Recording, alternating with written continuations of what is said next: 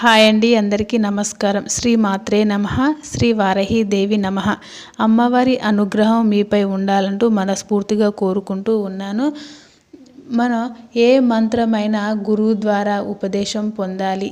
వారి దిశ నిర్దేశములోని మూల మంత్రాలను అనుసరించాలి.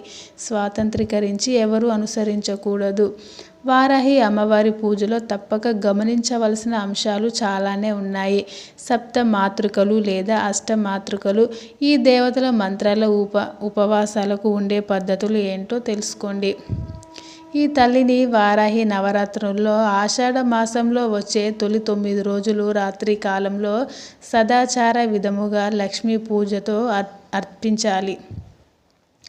లక్ష్మీ స్తోత్రం పాఠములు పఠించాలి. ఉచ్చారణ దోషాలు లేకుండా శక్తి కలిగిన వారు వారాహి స్తోత్రములు నియమాలు అనుసరించి పారాయణం చేయించాలి.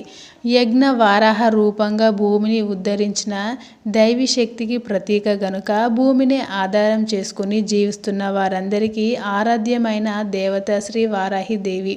ఈ శక్తికి సంబంధించిన మంత్రాలకు గురువు ఉపదేశం వంటివి ఉండాలి.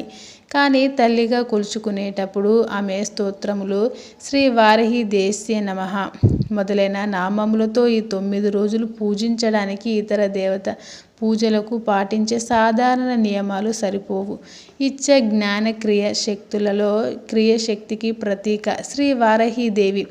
ఇచ్చ జ్ఞానశక్తులు క్రియాశక్తిలో కలిసిపోయినట్లు శ్యామల లలితాదేవి కలగలిసిన రూపం శ్రీ వారాహీదేవి. కిరాత వారాహి, భైరవి, స్వప్న వారాహి, ఈ విధంగా ఎన్నో రూపాలతో నామాలతో అనుగ్రహించే తల్లిగా ఆమెను కొలుస్తారు.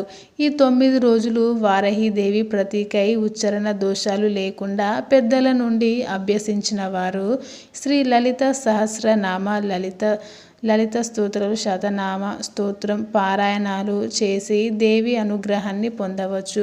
అమ్మవారికి నివేదించవలసినవి ఏమిటంటే అమ్మవారికి పులిహోర, కట్టు పొంగలి, తీపి పొంగలి, క్షీరన్నము, దద్దోజనము మొదలైనవి సమర్పిస్తూ విశేష ప్రత్యేక నివేదనలు వారాహి మాతకు లడ్డూలు మరియు దానిమ్మ పండ్లు నివేదించడం ఈ అమ్మవారి పూజలో ప్రత్యేకం.